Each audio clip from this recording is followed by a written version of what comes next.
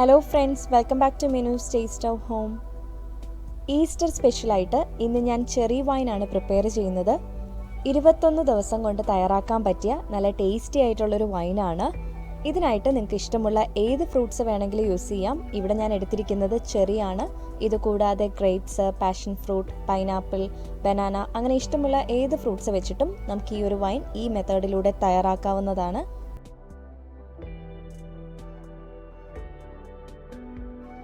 ഈ ചെറി പിക്ക് ചെയ്യുന്നതും അതുപോലെ ചെറി ഫാമിലെ കാഴ്ചകളും ഒക്കെ ഇൻക്ലൂഡ് ചെയ്തിട്ടുള്ള ഒരു ഡീറ്റെയിൽഡ് വ്ളോഗ് ഞാൻ ഇതിനു മുമ്പ് അപ്ലോഡ് ചെയ്തിട്ടുണ്ട്. അപ്പോൾ അത് കാണുന്നതിനായിട്ടുള്ള ലിങ്കും ഞാൻ ഈ വീഡിയോയുടെ ഡിസ്ക്രിപ്ഷൻ ബോക്സിൽ കൊടുക്കുന്നുണ്ട്. ഇനി നമുക്ക് എങ്ങനെയാണ് ചെറി വൈൻ തയ്യാറാക്കുന്നതെന്ന് നോക്കാം. വൈൻ തയ്യാറാക്കുന്നതിനായിട്ട് നമുക്കൊരു ഭരണി വേണം. അപ്പോൾ ഭരണി ഇല്ലാന്നുണ്ടെങ്കിലും നമുക്ക് ഇതുപോലത്തെ ഒരു ഗ്ലാസ് ജാർ ഉണ്ടെങ്കിൽ വൈൻ തയ്യാറാക്കി എടുക്കാം. അപ്പോൾ ഇത് നന്നായിട്ട് കഴുകി ഡ്രൈ ചെയ്തെടുക്കുക. ഇതിലൊട്ടും തന്നെ വെള്ളത്തിൻ്റെ അംശം ഉണ്ടാവാൻ പാടില്ല. അപ്പോൾ ഒന്നുകൂടെ ഒരു പേപ്പർ ടവലോ അല്ലെങ്കിൽ ഒരു ഡ്രൈ ആയിട്ടുള്ളൊരു ക്ലോത്തോ യൂസ് ചെയ്തിട്ട് ഈ ജാറ് നമുക്ക് നന്നായിട്ടൊന്ന് ഡ്രൈ ചെയ്തെടുക്കാം. ഇതിനായിട്ട് ഞാനിവിടെ 1 കിലോ ചെറിയാണ് എടുത്തിട്ടുള്ളത്. അപ്പോൾ ഈ ഒരു അളവ് വെച്ചിട്ട് നമുക്ക് 2.5 ലിറ്റർ മുതൽ 3 ലിറ്റർ വൈൻ വരെ തയ്യാറാക്കിയെടുക്കാം. കഴിവതും നല്ല പഴുത്തിട്ടുള്ള ചെറി തന്നെ ഇതിനായിട്ട് യൂസ് ചെയ്യുക. അപ്പോഴായിരിക്കും വൈനിന് കൂടുതൽ ടേസ്റ്റും സ്വീറ്റ്നെസ്സും ഉണ്ടാവുന്നത്. ഇനി നമുക്കിതിൽ നിന്നും ഇതിൻ്റെ ആ ഒരു ഞെട്ടടർത്തി മാറ്റണം. ഇതുപോലെ ബാക്കിയുള്ള എല്ലാ ചെറിയുടെയും ഞെട്ടടർത്തി മാറ്റി നമുക്ക് ക്ലീൻ ചെയ്തെടുക്കാം.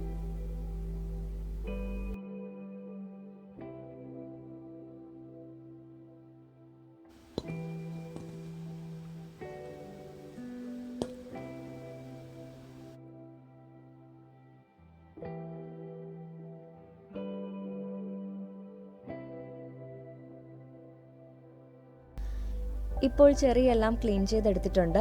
ഇനി നമുക്ക് ഡ്രൈ ചെയ്തിട്ടുള്ള ഭരണിയിലോ അല്ലെങ്കിൽ ഗ്ലാസ് ജാറിലേക്കോ പകർത്താം.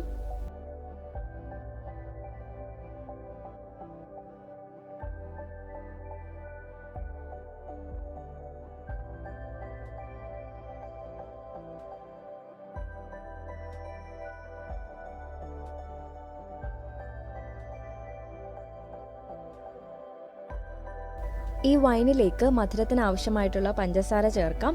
2.5 ലിറ്റർ വൈൻ തയ്യാറാക്കുമ്പോൾ നമുക്ക് 1.5 കിലോ മുതൽ 2 കിലോ പഞ്ചസാര വരെ ആവശ്യമായിട്ട് വരും. അത് ഓരോരുത്തരുടെയും മധുരത്തിനനുസരിച്ച്.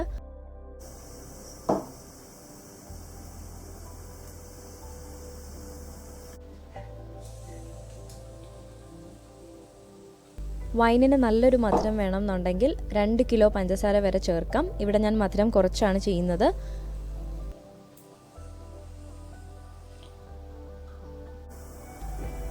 ഇനി നമുക്കിതിലേക്ക് തിളപ്പിച്ചാറിയ വെള്ളം ചേർക്കാം. നന്നായിട്ട് വെള്ളം തിളപ്പിച്ചതിന് ശേഷം കംപ്ലീറ്റ്ലി കൂളാവാനായിട്ട് മാറ്റി വയ്ക്കാം. 2.5 ലിറ്റർ തിളപ്പിച്ച് തണുത്തിട്ടുള്ള റൂം ടെമ്പറേച്ചറിലുള്ള വെള്ളമാണ് ചേർക്കുന്നത്.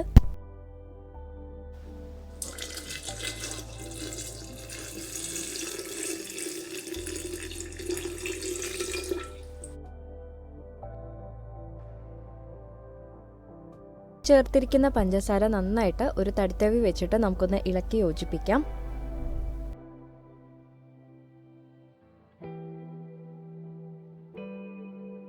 ഇനി ഇതിലേക്ക് ചേർക്കുന്നത് ഒരു പ്രധാനപ്പെട്ട ചേരുവയാണ്.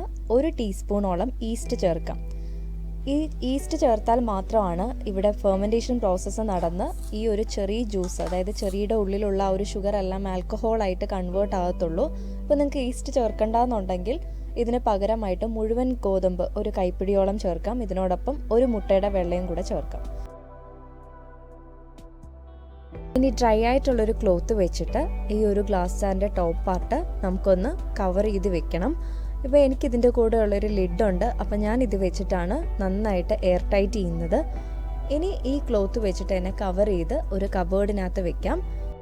അപ്പോൾ ഒരു ഡാർക്ക് ആയിട്ടുള്ളൊരു പ്ലേസിലേക്കാണ് നമ്മളിത് മാറ്റി വെക്കേണ്ടത്.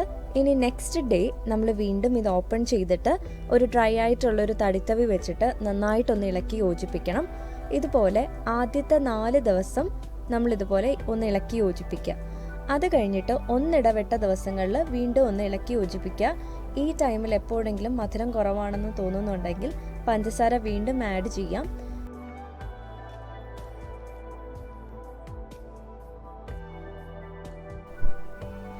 ഓരോ തവണ മിക്സ് ചെയ്ത് യോജിപ്പിക്കുമ്പോഴും ഡ്രൈ ആയിട്ടുള്ളൊരു സ്പൂൺ തന്നെ ഇതിനായിട്ട് യൂസ് ചെയ്യണം.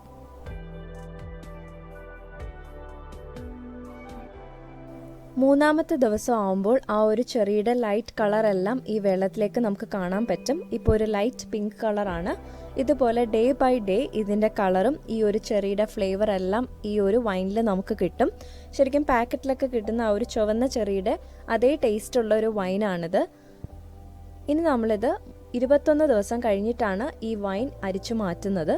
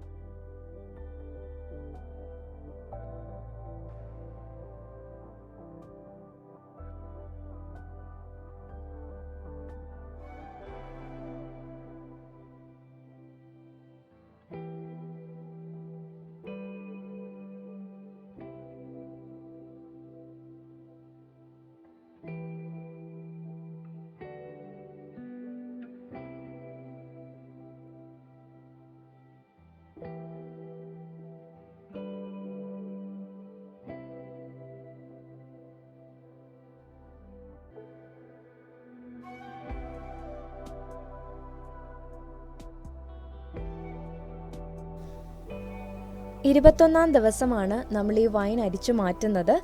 ഈ ടൈമിൽ ഒരിക്കലും തടുത്തവി വെച്ചിട്ട് മിക്സ് ചെയ്യരുത്. ഈ തെളിഞ്ഞു നിൽക്കുന്നതാണ് നമ്മൾ അരിച്ചു മാറ്റേണ്ടത്. അതിനായിട്ട് നമുക്കൊരു പാത്രത്തിലേക്ക് ക്ലീൻ ആൻഡ് ഡ്രൈ ആയിട്ടുള്ളൊരു ക്ലോത്ത് വെച്ച് കൊടുക്കാം.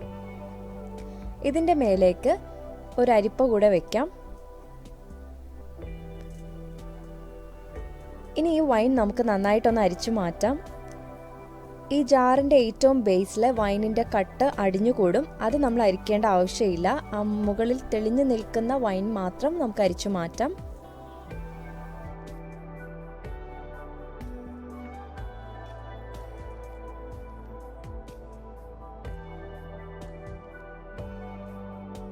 ഇപ്പോൾ വൈനെല്ലാം അരിച്ചു മാറ്റിയിട്ടുണ്ട്.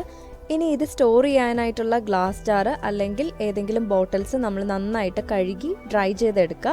ഈ ടൈമിലും വൈൻ ഒന്നുകൂടെ ഒന്ന് തെളിഞ്ഞു വരും. ഇപ്പോൾ ഗ്ലാസ് ജാർ എല്ലാം ഡ്രൈ ചെയ്തെടുത്തിട്ടുണ്ട്. ഇപ്പോൾ വൈൻ ഒന്നുകൂടെ ഒന്ന് തെളിഞ്ഞു വന്നു. ഇനി നമുക്കിതൊരു ഗ്ലാസ് ജാറിലേക്ക് പകർത്താം.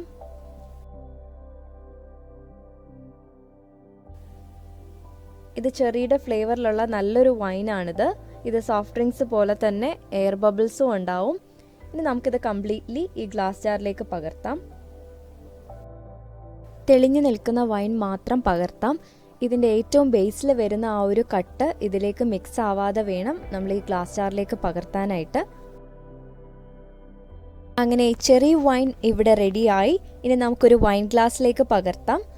ഇനി ഈ വൈൻ ഇരിക്കും തോറും ഇതിൻ്റെ വീര്യം കൂടും. അതുപോലെ വൈൻ ഒന്നുകൂടെ ഒന്ന് തെളിഞ്ഞ് നല്ല ക്രിസ്റ്റൽ ക്ലിയർ ആയിട്ട് വരും. ശരിക്കും ആ ഒരു സോഫ്റ്റ് ഡ്രിങ്ക്സ് പോലെ തന്നെ ഇതിൽ ധാരാളം എയർ ബബിൾസും നമുക്ക് കാണാൻ പറ്റും. അപ്പോൾ നിങ്ങളെല്ലാവരും ഇതൊന്ന് ട്രൈ ചെയ്ത് നോക്കുക. ഈ ടൈമിൽ വൈൻ സെർവ് ചെയ്യാവുന്നതാണ്. ഒരാഴ്ച കൂടി കഴിയുമ്പോൾ വൈൻ ഒന്നുകൂടി ഒന്ന് തെളിഞ്ഞ് നല്ല ക്രിസ്റ്റൽ ക്ലിയർ ആയിട്ട് കിട്ടും.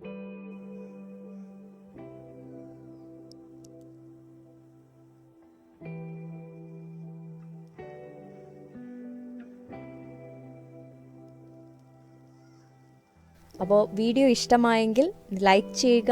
അതുപോലെ നിങ്ങളുടെ ഫ്രണ്ട്സിന് ഷെയർ ചെയ്യുക. സബ്സ്ക്രൈബ് ചെയ്യാത്തവർ സബ്സ്ക്രൈബ് ചെയ്യുക. തുടർന്നും വീഡിയോസിൻ്റെ നോട്ടിഫിക്കേഷൻ കിട്ടുന്നതിനായിട്ട് ബെൽ ബട്ടൺ കൂടി പ്രസ് ചെയ്യുക. ഇനി ഒരു പുതിയ വീഡിയോസുമായിട്ട് വരാം. അതുവരേക്കും bye bye and thank you for watching.